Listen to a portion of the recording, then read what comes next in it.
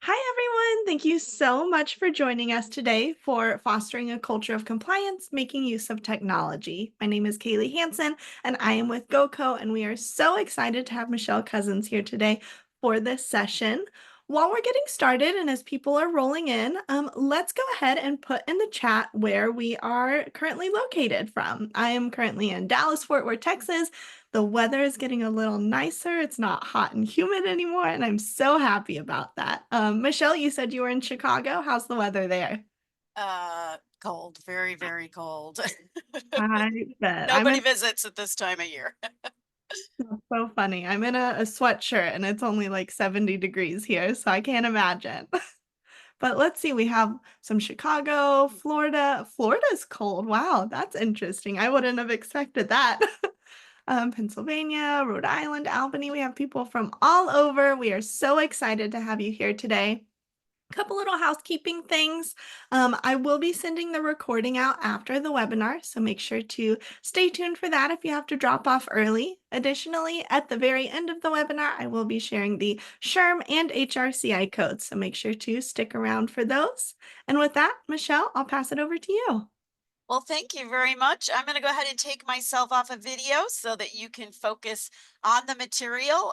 You will find that I have a lot of content, so this may be a set of slides you want to keep well after today's session to refer back to. And I really want to thank GoCo for hosting today's session. They're a great company, and I encourage you to find out more about them.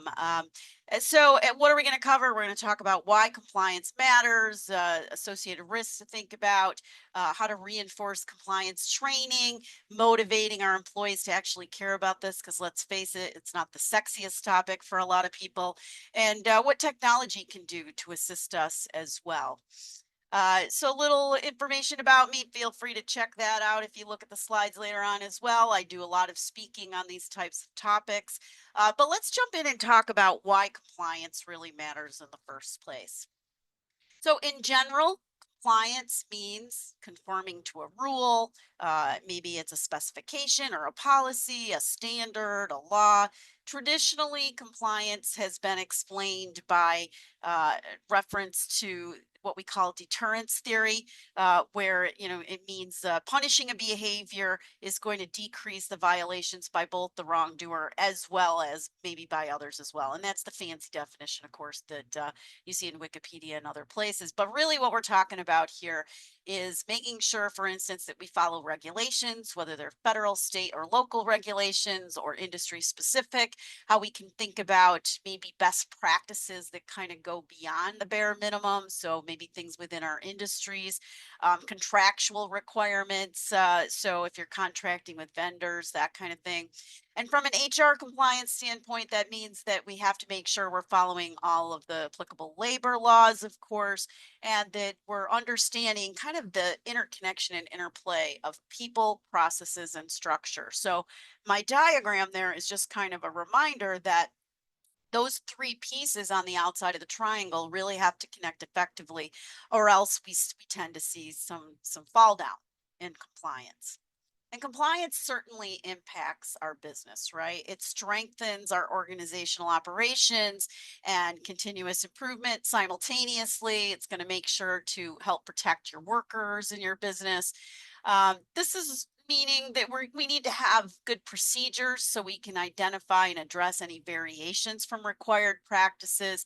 It also means that we're providing the training and the procedures so that people understand how to prevent incidents in the first place, but if they do occur, how to respond, related contingency planning, even emergency preparedness as well. So there's a lot of benefits to doing this effectively. Obviously, it can help you to avoid fines and civil actions. It can also encourage us to be environmentally friendly, which is being, a bigger deal these days, I think. It can help us to avoid and mitigate negative risk. Certainly helps us in saving on resources, whether that's time or money or maybe both. It also provides fail-safe systems and helps to build those into those day-to-day routines so they become part and parcel to them. Of course, it can also help in enhancing our reputation as organizations as well. When we think about this definition around internal controls, because that's really what we use to make sure that we're compliant, this involves things like our policies, our procedures, and maybe other tools that we use to help the organization really achieve our results. But meanwhile, making sure we're doing so within legal requirements, right? So there's an element of integrity with this. Um, if we have good, solid internal controls in place, then we're going to be more efficient. We're going to be more effectiveness. We're going to find that there's a lot more reliability in our financial reporting. We're going to have a better chance of succeeding and meeting our goals and objectives. And of course, we're going to comply with the laws and regulations. But if you think about it, you notice I listed that one fourth as an objective, not first, right? Because this sense of having a culture of compliance and internal controls just really has a lot of benefits to you as a business, not just because you quote have to do it. It's also going to provide some reasonable assurance that the functions and processes are actually achieving their intended results and that we're keeping resources to their best use so that we're avoiding waste or fraud or abuse or just mismanagement of resources, even if it's not maliciously intended. And certainly that the laws and regs are being followed. So there are a lot of additional benefits, of course. As I mentioned, we are going to be more efficient and effective, and that has a lot of ripple effects across the organization. It's going to protect you from loss, and that could be real loss. Um, it could also be loss due to fraud, and it's also going to help you to have more reliable financial data in what you do as well. Speaking of financials, when we think about financial compliance, the governance that's associated with that is really around how we collect, we manage, monitor, and control financial information. And businesses have to really follow a lot of laws and rules and regulations, especially on the financial side. And so, having different analytics that can help us to assess integrated risk and compliance obviously is going to be a huge help. So some questions that you would consider here, does your organization maintain a financial management system that really complies with GAAP, which is generally accepted accounting principles? Does it include adequate internal control systems? Now, obviously, you may not personally know the answers to these questions, but it means that you would be collaborating with the folks that do handle the financials in your business. Is your organization willing to submit reports to funders or maybe other relevant parties in the form, the detail, the timeframes that are required? Do you comply with reasonable changes in reporting requirements over time? And then standard required reporting often is going to require that we include detailed quarterly production reports or maybe comprehensive annual reports. And then that last question there, is your organization willing to abide by the performance standards and the associated organizational health ratings that may be required? So you can see there's a lot going on here, and you should be collaborating with relevant parties on all of this. Now, it all starts with having clear policies, processes, and SOPs. If you're not familiar with what SOP stands for, standard operating procedures. If you think about it, I mean, this is, so that things are done consistently, people make fewer errors. It can be really helpful when new people start. But as I mentioned here, it can also empower staff, right? You would have SOPs for your function in HR, but then across the organization, there would be SOPs for the different functions. And so that means employees would have the knowledge and the operating guidelines that they need to really do their jobs effectively and efficiently. That means that it's also going to give you a first line of defense if there is a question about whether or not you have been following the rules, right? So thinking about regulatory compliance.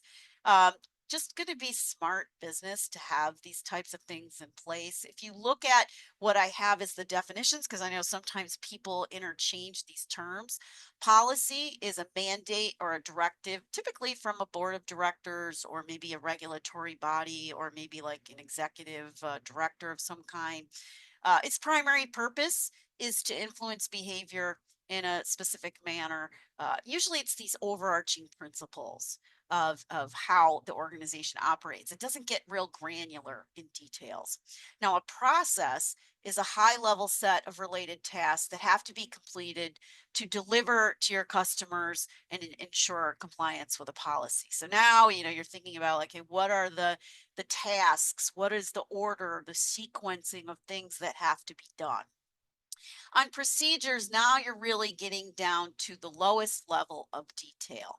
And so when I talk about standard operating procedures, they're very specific, detailed series of actions. It's clear who does what the handoff is, if there's a timing with it that has to occur. So it's very, very specific. You may use a lot of different tools for those kind of things as well. So standard protocols that we should be thinking about. Here are some examples. Separation of duties. This is an important one.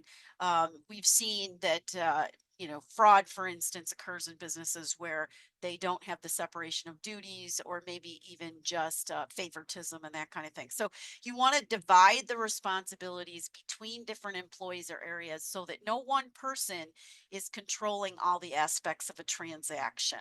It's also just smart in terms of not relying on one given person, by the way, right? So this is going to reduce the opportunity for someone to commit fraud, to conceal errors, whether they're intentional errors or unintentional, or just perpetrating fraud in general. You do want to create documentation. So a lot of the critical decisions, the significant events that typically involve, the use of resources or maybe the commitment of them or the transfer of them, and any transactions need to be traceable from the beginning all the way through the end of a given process. And again, the SOPs should be prepared, they should be stored and shared. So it's nice to have them, but if people don't know where they are or they don't get kept updated, um, then they're not really useful, right? In fact, they can be detrimental if they're out of date, because then people who are new follow them and they're not matching what's actually being done in current time. As far as authorizations and approvals, you want to make sure it's very clear which activities require sign-offs from who, right? So who are the people that can authorize maybe certain levels of payments or contracts or, the start of projects or whatever it might be. And the performance expectations should also represent appropriate lines of authority. So as you're putting those together, and you can even think about job descriptions, frankly, in that as well, but definitely the performance expectations should align with what those appropriate lines of authority and responsibility are. Additionally, asset security protocols are part of this as well. So making sure that there is secure and restricted access to equipment, cash, inventory, maybe even just confidential information. Uh, you need to be careful about that, because you've probably seen, it just seems like not a week goes by where there's some kind of security issue at a company these days. You do also want to take periodic physical inventories to make sure that it's clear where things are being kept. Have they been lost? They've quote gone lost. That's maybe a subtlety there. What the quantities of things are, where they're located, their condition, how they're utilized. You also want to align the level of security with the degree of value and vulnerability of the items. Obviously, some things are going to be more valuable than others. So you've got to kind of think about the security in that regard as well. Obviously, these are things that, depending on what it is, you're coordinating maybe with IT, or you're coordinating with risk management, or maybe with production, or whoever it is based on that type of asset. And then reconciliation and review is really making sure that transactions and information and events are accurate, complete, appropriate, and compliant. And you should tend to base the level of how much review you do on how material the risk is of something, how important it is, how likely it is to happen, those sorts of things. And then you conduct review frequently enough to kind of detect and take any needed action that may be required. So let me talk about the internal control process. And you see here a little diagram, and then I'll dive into each of these components in a little bit more detail. But just to outline it, you should have a prudent control environment. Um, you should conduct risk assessment. You should design and update as well as implement control mechanisms. So again, it's not a static thing. You should keep that updated. You want to communicate requirements and expectations, and then you want to perform monitoring activities along the way as well. So I'll touch on each of these in a little more detail here. In creating a prudent control environment, you want to demonstrate commitment to integrity and to ethical behavior. So if you think about your values for your organization, we're big on creating these mission statements, business vision statements, value statements. Those are nice, but are they really connecting to the kind of behavior that is expected and how that behavior is reinforced? You do want to make sure that you're exercising appropriate oversight responsibility. You're establishing boundaries around structure, responsibility, and authority. And then you also want to enforce that accountability. And again, that goes back to performance expectations, performance evaluations. On conducting risk assessment, you want to define what your business objectives are. HR should have a seat at that table when you're putting together strategic plans, operating plans, all of those kinds of plans. Obviously, people are a huge part of making those plans happen. And so therefore you need to be involved anyway. But in terms of really looking at what the risk tolerance levels are associated with those business objectives. And then identifying, analyzing, and responding to that risk potential, assessing any related fraud risk, and then also looking at various types of change. Obviously, anytime we have business objectives, goals, so on, there's going to be changes that are going to be going on. And that in and of itself might bring in an element of risk. And then you design or update and implement your control mechanisms. What do we mean there? Well, you're matching your business activities to what are the associated needs for control. And of course, that is usually also the reminder of making sure that you're updating your standard operating procedures. Going into that fourth step there, communicating requirements and expectations. Obviously, internal staff needs to know what's expected of them, and you need to reinforce that. It needs to be also periodically done in the form of reminders because people may forget. And then for external stakeholders, maybe you have contractors, for instance.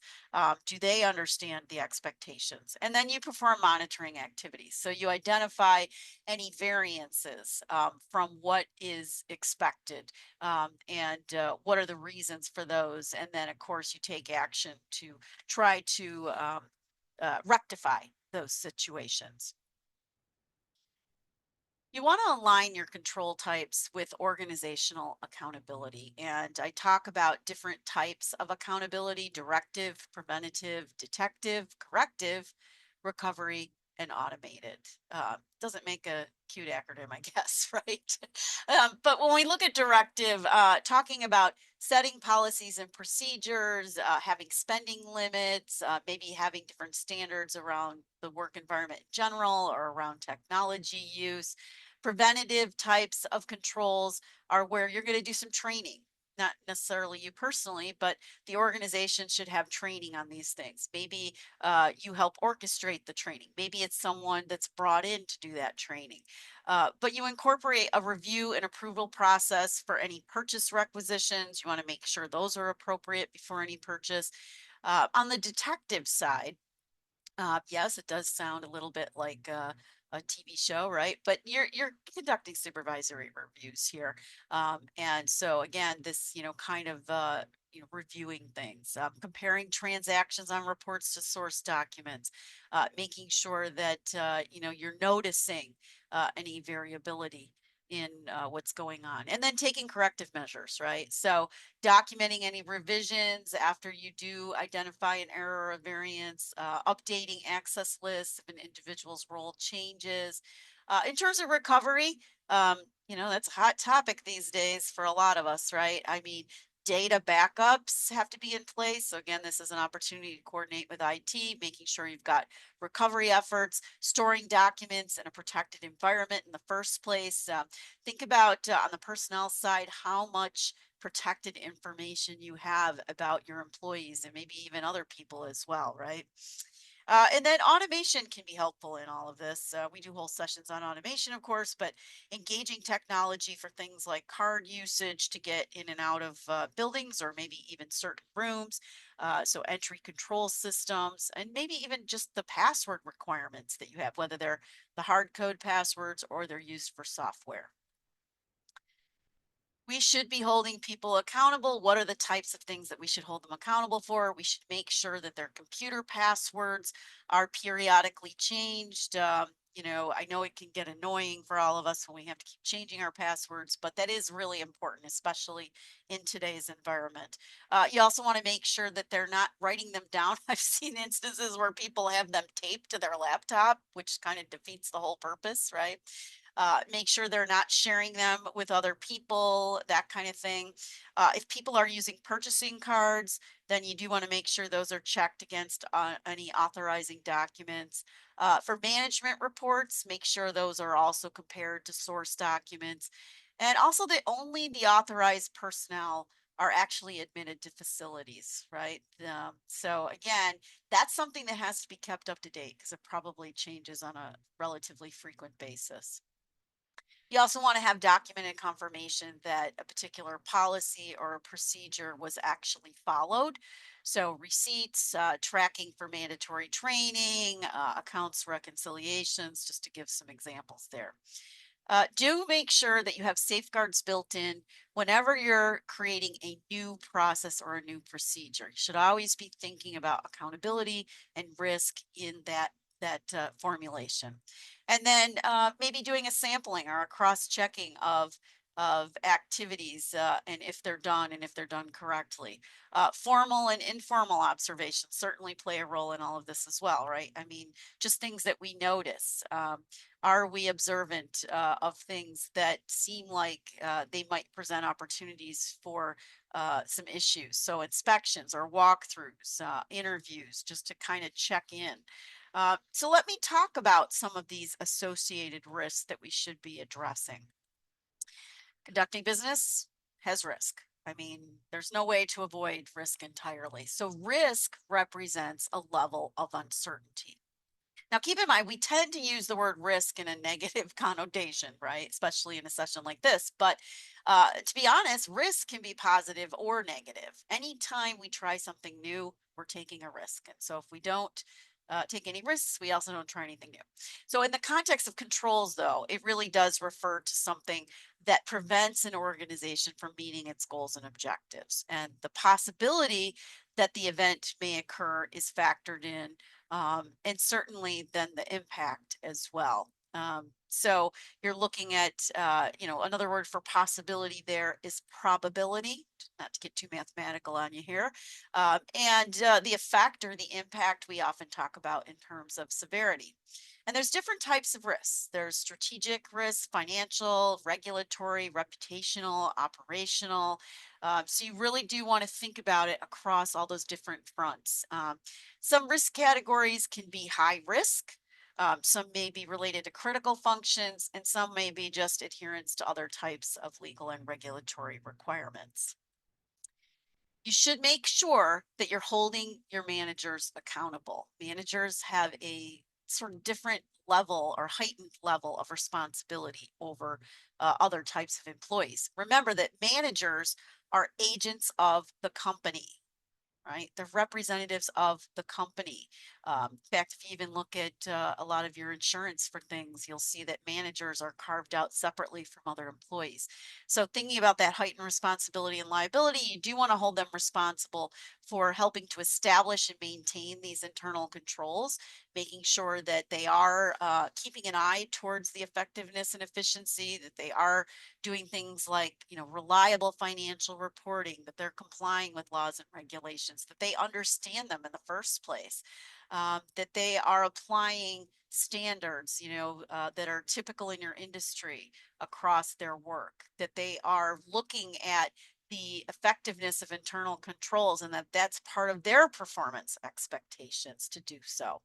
That they're communicating updates, changes in internal control policies to their staff and their teams, that they're helping to train employees in these associated expectations, that they're role modeling the behavior themselves in the first place. So you want to evaluate them regarding various controls, how they communicate internal control requirements and best practices. What do they proactively do to prevent issues, to mitigate risk? Do they demonstrate sound compliance with requirements? Do they appropriately make use of resources? So that should be sort of embedded somewhere, at least, in their performance evaluations. So these are some compliance risk considerations, and I'm not going to read all the questions there. You can see them there on the screen. But these are the types of things that we would look at in order to discern, where do we see that we need to focus more intensely versus in other areas. There's a lot of event drivers. It could be a lack of segregation of duties, as I was mentioning. It could be the approval of documents without review. It could be that people aren't doing follow-up when things look kind of sketchy or questionable. Maybe you don't have the controls over things like cash, petty cash, purchasing of materials, supplies. Maybe it's just that people don't even know about the policies in the first place, and there's a fall down in awareness about those, or maybe the policies that are associated with them, or maybe they don't know where documents are stored that they're supposed to be relying on. So when we think about the risk management process, again, risk generically is an uncertain or chance event or series of events that you may or may not be able to overcome or control. And that's an important point, right? Some risks we can prevent, and maybe completely avoid the issue in the first place. Some we may have to apply some strategy to try to mitigate. And some are external, and frankly, we don't have any control or very little control over some of the external ones. So risk management is really this attempt to recognize and manage potential and unforeseen events that may occur.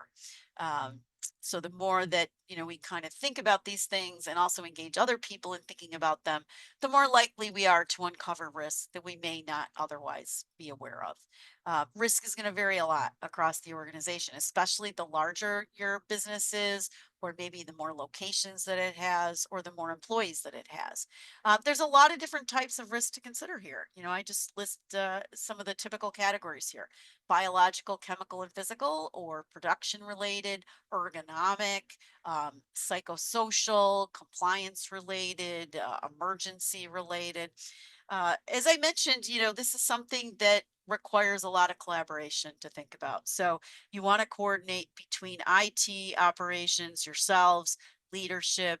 Maybe you get some outside consultants and experts involved in different aspects of risk management as well, depending on the kinds of products and services that your organization produces.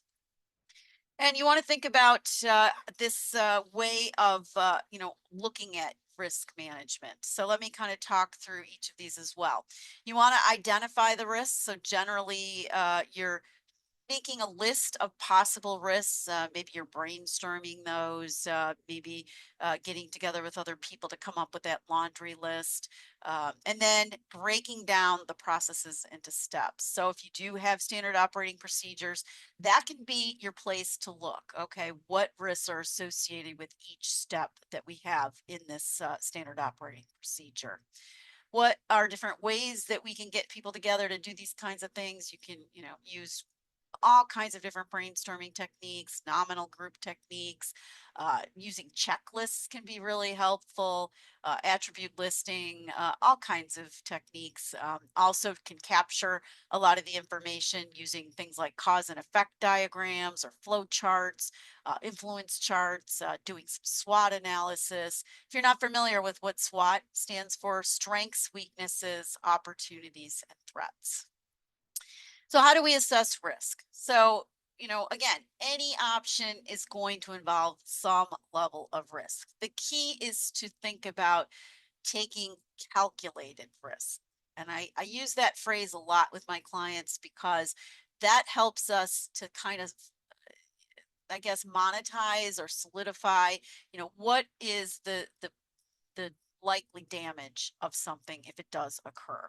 And so you want to conduct a risk assessment based on different degrees of uncertainty, looking at the likelihood, the impact, as I was mentioning, and maybe if there are compounding factors. You might think about individual risks and what if multiple risks occur at the same time. So now that's the compounding effect. And then you generate some scenarios, and you can see some scenario, bubbles there on the bottom. In other words, okay, what would that look like? And so you actually kind of paint a picture in your heads of, okay, what does that look like if that risk occurs, or if multiple risks occur at the same time? And then you do some contingency planning. Contingency planning is around strategizing how you can actually minimize or hopefully even eliminate potential effects. And I mentioned that, there are different degrees that we can think about this. You may be able to mitigate it, lower the impact of it. You may be able to avoid it completely. You may be able to transfer it. Many times, things like insurance, for instance, will transfer risk, or maybe you transfer the risk to an outside vendor or outside contractor, or you can just accept the risk, right? Sometimes we have to. We don't have any other option. An alternative plan is seen as a way to troubleshoot. Okay, if this risk occurs, what's sort of our plan B? What is it that we're going to do as a backup if that risk occurs? And so you have a plan of actions that are either going to reduce or mitigate the negative impact of any kind of risk. Keep in mind that if you don't have contingency plans in your organization, that in and of itself is actually a big risk. We've learned the value of contingency plans through things like COVID-19. Right. But that's just one example. So, if you're not hearing that your organization has a contingency plan, you need to talk to your leadership about, okay, I think we need to have a committee to make that happen. And then there's ongoing monitoring and control. And of course, that's around allocating contingency funds and time buffers, really reviewing what actions are most critical. So again, in those standard operating procedures, some things are going to matter more than others in terms of the steps and tasks. And then compensate for unplanned delays or other disruptive effects. Think about, for instance, when folks are putting projects together at your business, are they putting in a little slack time in case there's, so they have some wiggle room in case something goes wrong? And then you also want to watch for new risks because, of course, this is not a static thing. It's not like you go, okay, great, we got a list of risks. We never have to think about this again. Because guess what? Every day, something changes, right? I think we're living in a time where we have a lot of change going on. So you do have to watch for new risks. And then, of course, fostering an open environment to actually encourage people to participate proactively in updating a lot of their procedures as well. So let's talk about some ways to reinforce compliance training. If you haven't heard of this before, the 70-20-10 mindset, we use this a lot when I talk about training. So those of you that may have a training focus probably have heard of this before. Different researchers have written about it. For instance, here, Bonnie Hagman and John Mattone, they talk about training and development in this term. So they say as workplace revolutionizes, learning methods are continuing to shift with the 70-20 learning, 70-20-10 learning, I should say, and development model. And this is much more prevalent. So 70% of learning and development takes place from real life and on the job experiences. So practicing things in a real environment. It's the most important aspect. It's where the real learning occurs. I'm sure you know this from training you do yourselves, that if you can practice something, it's going to get more embedded, right? 20% of learning comes from feedback and maybe from watching somebody else do something or working with people that are role modeling the behavior. So it's important, but it's only 20%. And look at the last part, only 10% of learning and development comes from formal training. So, as much as I love training, and today you're doing a short training, obviously the more that you actually use stuff, you're going to actually see the real benefit of it. So I thought I would just share this model that I use. It's train the trainer. And the relevance for today's session is that if you are encouraging people to follow controls and to understand compliance in general, maybe it is important then with that 70-20-10 model that you have people that are setting the stage and then looping other people in. So maybe someone attends training. Maybe it's you. Maybe you attended today's training and you consider who else could benefit from what you learned today. And then you consider who else could benefit in the future, right?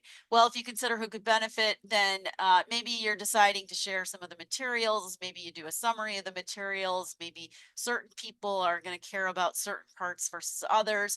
You're going to decide how you want to deliver that training. Is it just you're going to give somebody, an email, or is it going to be a meeting, and so on?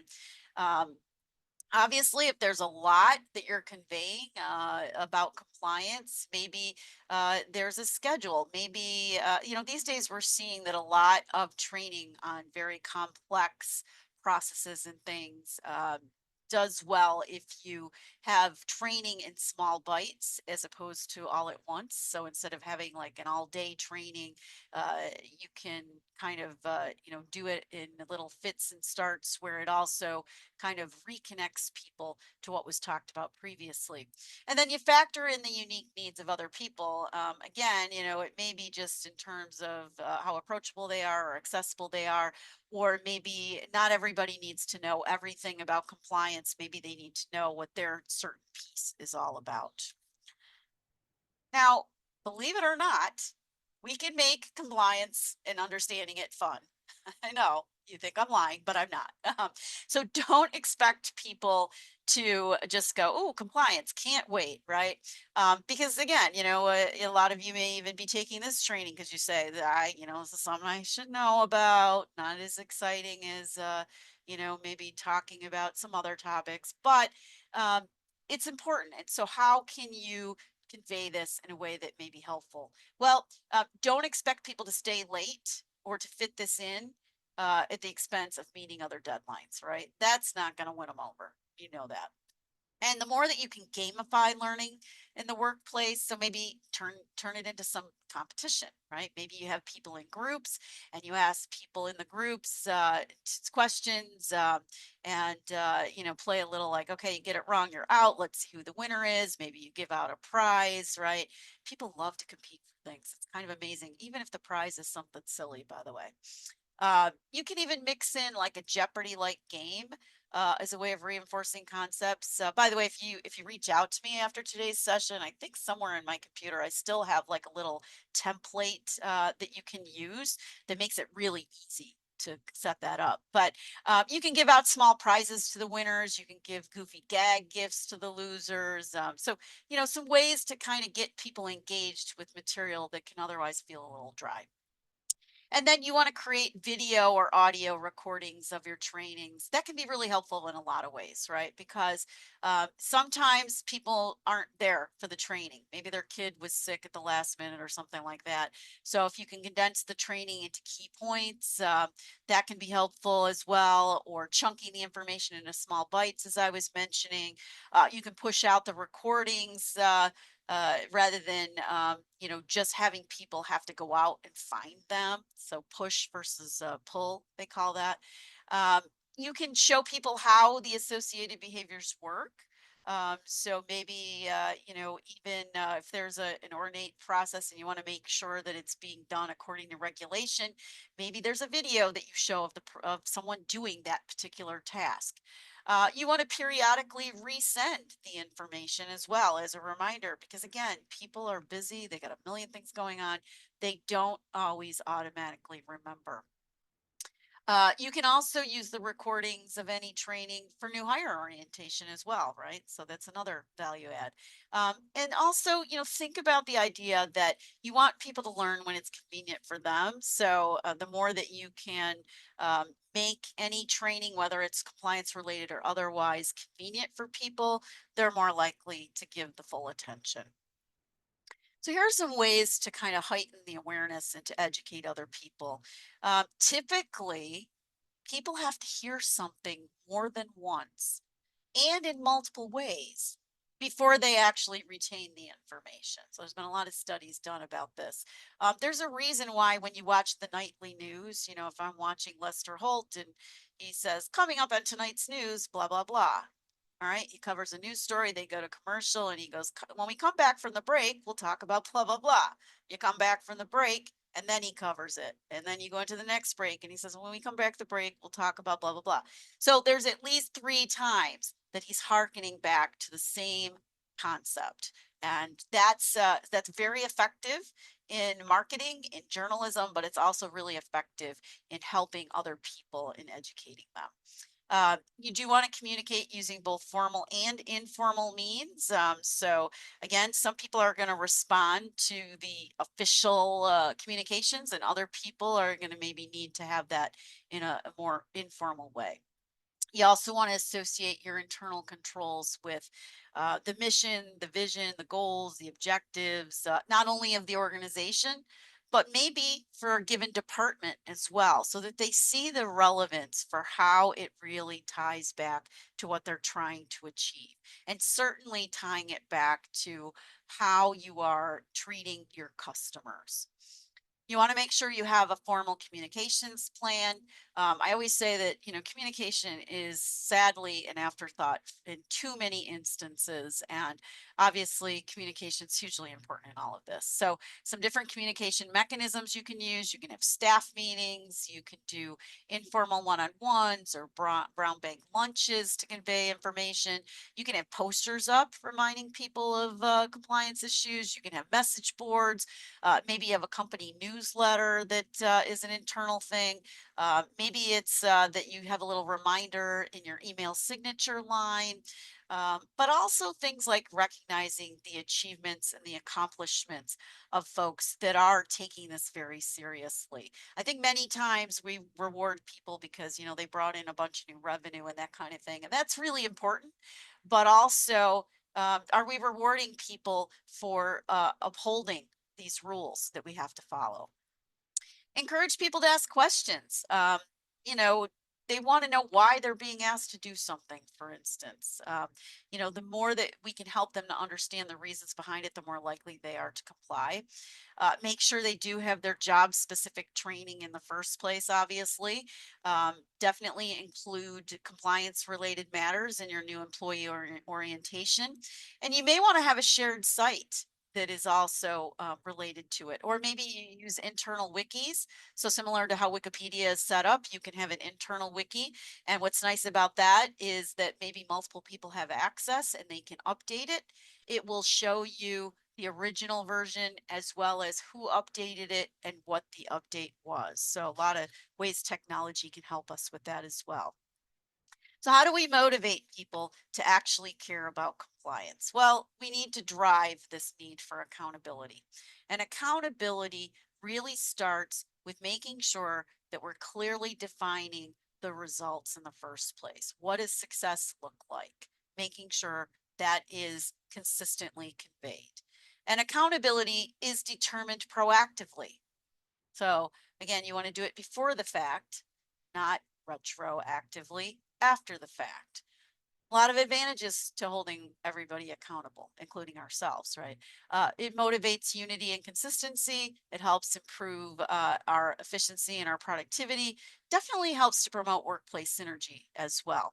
And, you know, frankly, these days, the drive for accountability is increasing, right? We've got more scrutiny by regulators and other outside organizations. We've got a tighter business environment where, you know, people are just really competing in a much more aggressive way today.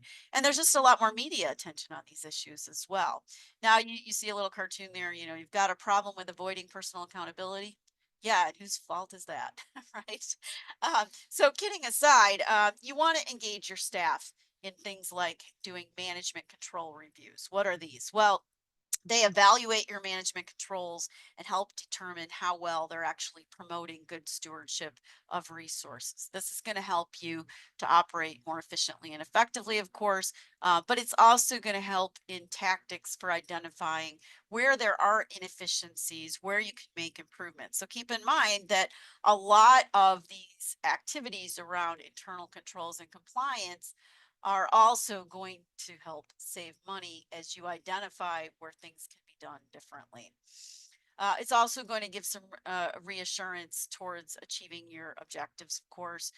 It's going to help you to determine those areas of vulnerability that, again, otherwise might not get noticed. So, what are some actions you can take? You can perform a risk assessment, you can review your internal controls, you can report your findings, and then you can monitor the implementation of what those findings are and how you're correcting them. So let me talk about how to address these types of findings. So I mentioned that just like each risk doesn't have the same level of seriousness, each actual occurrence, so a risk that actually occurs becomes an issue, by the way. So when something actually occurs, you have to ask yourself, does this represent a material weakness? Does this represent a significant deficiency? Or does it represent a control deficiency? So these are different categories. And I put the first one in red on purpose because a material weakness is where it's something that is going to have a pretty significant impact on your organization, that it's some kind of showstopper. And it could be that it's a combination of different deficiencies. And if those are occurring at the same time, then they're having a predominant effect. A significant deficiency, or otherwise known as a control deficiency, is where, yeah, it's still going to adversely affect your organization, but not to maybe the same degree as a material weakness. And then control deficiencies are where the design or the operation of a control isn't allowing people, um, to prevent mistakes. So the more manual work that your people are doing, the more likely they're going to make mistakes, or the more likely that they can commit fraud, frankly. So, automation is such a hot topic these days, but really, automation not only allows us to do things faster, but it's going to alleviate some of these issues that I've been describing today as well. So you want to tackle the material weaknesses first, and then you want to engage others as appropriate to determine underlying root causes. How can we rectify the situation? Make sure you're documenting the solutions and any new procedures. And then, of course, you want to track the fixes to make sure they actually worked. Just a reminder of some resources that you should be reviewing as part of this whole process. Obviously, regulations that are a moving target these days, but policies, directives, procedures, annual and strategic plans, performance measures, delegations of authority, budget, personnel, workload data, various forms, reports, and templates, position descriptions. Maybe you interview people about how they do their jobs, past audits and assessments, and then just the general day-to-day kinds of interactions with other people at your business as well. So you probably have a lot of information. The question is, do you actually take a look at that information? Now, I alluded to this already, but technology can do a lot to really assist us in all of this. And technology has a lot of benefits. It can minimize the amount of manual work, as I was mentioning. And of course, with that, that means that we have fewer problems, delays, omissions, biases, even, or just other legal issues and inconsistencies. It's also going to free us up so that we can spend our time on the more strategic work. Also, typically, technology can free up storage space as well. Technology helps to connect us these days. We're people working in all different locations or different times of day. Um, Definitely enhances the accessibility of information. Also can help facilitate secured and encrypted storage as well. So technology can do a lot of things. It can help us in completing forms and entries. It can provide information. It can even have planted questions and answers through digital chat agents. It can allow us to have company specific workflows. So technology allows for a lot of customization these days for your unique needs as a business. Can also provide automated reminders to various participants, can help you in tracking and documenting the completion and status of various steps, can help perform data analytics, and of course, just helps us to make sure that we have the information and knowledge that we really need. So specifically in regards to compliance, it can help us in assessing risk, can help us to locate people as well as other assets, can help us to act more rapidly and analyze potential outcomes. Can definitely help us in keeping our own employees safe as well. And that's important, of course. It can alert visitors and vendors and customers about things they may need to comply with. It can help to automate digital operations, to anticipate operational disruption, and frankly, to help prevent it. It can accelerate any assistance that needs to be provided. Even things like drones or robots can help for things like surveillance, where you have to, kind of literally have eyes on things, or maybe recovery of items. It can certainly also do a lot of predictive data analytics, or just with security in general, or sensors and digital twins. So, technology is accessible these days for pretty much any type of business, any size business. So I know those old complaints, from 10, 15 years ago, that that's just for the big companies. It's no longer true. And we really saw a lot of breakthrough during the pandemic on this as well. So you want to think about how to optimize your tech platform, really think about the expected benefits of your technology in terms of what it can do for your business. You want to think about what that means in dollars and cents, of course. And then you want to continuously evaluate and improve your technology, while simultaneously thinking about, how you can further streamline your processes. You want to establish metrics and systems of measurement so that you know in the first place how you're doing, right? So you should have some good key performance indicators, for instance. And then regularly review your performance reports and goals so that you know how you're doing. Lots of times companies use dashboards, that kind of thing. Periodically, you want to evaluate what external tech solutions are out there. Again, this is a rapidly changing field, so you do want to keep your ear to the ground. There are a lot of solutions out there that may be a lot less expensive than trying to kind of keep track of all of this in-house. It can provide superior quality and software and support. Definitely helps you so that it can notify you, for instance, of new changes in compliance rules. Can give you early warning signs of potential future issues as well. So you're probably familiar with LMS, right?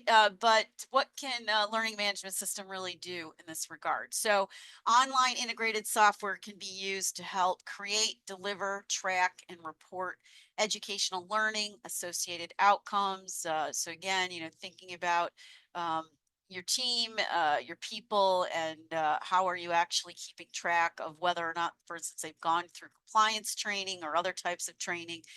If you have a well-designed LMS, it's going to allow you to just more quickly and more easily track utilization of things, progress towards goals, what they've learned, the rate of return on investment of any training that has been done. It can really help in connecting training to learning, and then learning to results, going back to that 70-20-10 model I was describing. Can certainly help in cost savings as well, so that you can look at your individual training investments, as well as reinforcement of your compliance requirements. Keep in mind, it can also provide a lot of robust features these days. So can do things like providing training through various labor related topics, things like sexual harassment prevention, OSHA requirements, HIPAA provisions, workplace diversity expectations, the things related to the EEOC, or maybe even things related to Americans with Disabilities Act. So those are just examples of the kinds of compliance things that are pretty universal across pretty much every type of business. And then you might have things that are, industry or company specific on top of it. So this really helps businesses to help their employees stay current with changes. And again, as this all evolves, it's a moving target, right? Now, when you're evaluating external vendors that can assist in all of this, these are some pointers, and you may want to flag this as slide 38. You do want to, ask some questions about whether or not it's push or pull based in terms of what they provide. how reliable it is it flexible? So if you do need to customize what the vendor provides or expand it as you grow. Um, and then do some cost benefit analysis, partner up with your finance person or finance department, do some cost benefit analysis so you can see what is the upfront and ongoing cost with the vendor versus what you're going to gain for it. And a lot of different ways you could do that financial analysis. It could even be just a simple T chart where you're looking at the pros and cons and that kind of thing. But you do want to think about this break even analysis mentality. What are you getting? What are you paying? Now, in all of that, make sure you factor in soft costs, things that are the more indirect costs. Anytime that you bring in any technology to assist you, there's going to be transition and change management costs. There's going to be some implementation costs directly, and even things like time. But then also, there may be some staff replacement costs as a result of it as well. So enacting compliant remote work expectations is kind of its own little sweet spot. So I did want to mention briefly about this. If you don't have a remote work policy, that may be one of your takeaways from today's session, because there are compliance rules with that as well. So you want to think about FLSA, you want to think about NLRA, ADA, alphabet soup, right? Your non-exempt employees, what does it mean when we describe concerted activities so that we can protect workplace safety, Americans with Disability Act considerations, just general health and safety rules, the on-the-job liability. So when someone's doing work in their own home, you need to make sure you're clear on what you're liable for versus what you're not. Even things like paid time off practices. Some other considerations, data and record security protocols, what equipment is required for them to do their job if they are remote, and that could be home or otherwise. And then also just a creation of really solid objective performance criteria so that when someone is not physically on site and you're not, quote, watching them, that they're being held accountable appropriately. Here are some ways to make sure that you ensure compliance with laws and regulations as well as industry standards. You want to include reminders on calendars to check applicable websites. So, again, if you're going with a vendor, you're probably going to have a little less of that to do because they're going to do a lot of it for you. But if you're doing this yourself, you're going to have to make sure you're reaching out and checking various regulatory authorities' websites. You also want to reflect associated responsibilities and performance reviews. So anybody who's being held accountable for things, make sure that they have skin in the game. You want to partner with your legal team or maybe outside vendors so that you're screening the developments. Maybe legal can notify you of these updates, for instance. Make sure your employee handbooks reflect what you expect from people from a compliance standpoint. And I know in the old days, those get printed, but really those have to be electronic because they should be getting updated fairly frequently these days. Make sure that information is proactively pushed out to employees and that they know where it is, that they can access it, and alleviate excessive burden by periodically streamlining your operations. The more you streamline things, there are fewer instances for people to have issues. And then, be consistent in your expectations. So you should be expecting the same things of yourselves that you expect of other people in your organization. And then last but not least, reinforce your policies through ongoing training and those reminders. So I hope that this has been helpful for you in terms of thinking through how you can comply more effectively, what it means to really create this culture of compliance. I'll share my contact info. I know sometimes people have follow-up questions and so on. Definitely feel free to reach out to me. I'm always happy to continue the conversation. So with that, Kaylee, I'll turn it over to you here. Awesome. Thank you so much, Michelle. I even learned so much from this. So thank you. And everyone will be getting these slides afterwards. So you will have Michelle's contact information there as well. Do you mind if I share my screen really quick, Michelle? Oh, no, go ahead. Perfect. And I'll stop share that. There we go. There we go. Perfect. So thank you again, everyone, for joining us today. I will share the Sherman HRCI codes in just a second, but I just wanted to talk a little bit about GoCo, the sponsor of today's webinar. At GoCo, we understand that navigating HR compliance can feel very overwhelming, especially with all of the constantly changing regulations that are going on. That's why we've designed an HRIS that really simplifies and streamlines compliance processes. So whether you're wanting to securely store documentation, automate workflows, or just really helping you stay on top of critical deadlines by keeping everything in one place, GoCo helps make you feel confident and really organized in what you're doing on a day-to-day. And I can't talk about GoCo without talking about our incredible client success team here. Every client of GoCo gets a dedicated team so that you just don't have to worry about what you're doing with your HR technology.